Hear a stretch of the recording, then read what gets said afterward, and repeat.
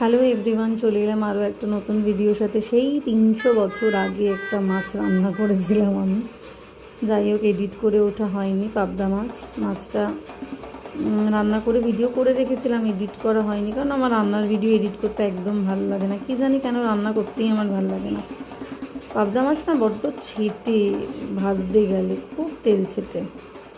যাই হোক, নর্মাল পেঁয়াজ বাটা, টমেটো বাটা দিয়ে, কাঁচা লঙ্কা বেটে, নুন, হলুদ, জিরা, ধনে সমস্ত দিয়ে একটা নর্মাল ঝোল করেছিলাম।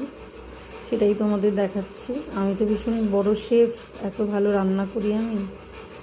জীবনের সব থেকে বিরক্তিকর কাজ যদি কিছু মনে হয়, সেটা আমার রান্না করতে, কেন জানি না। যাই হোক, রান্নাটা অলমোস্ট কমপ্লিট।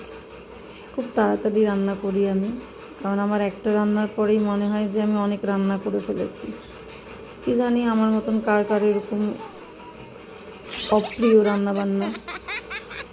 গার্নিশিং করলাম ধনে পাতা দিয়ে। রান্নাটা ভালোই হয়েছিল, খারাপ না, কিন্তু এই যে একটা মাছ রান্না, একটা তরকারি রান্না হয়ে গেলে আমার মনে হয় আমি অনেক বেশি রান্না করে ফেলেছি। ভালোই টেস্ট হয়েছিল, দেখো তোমরা কেমন লাগছে।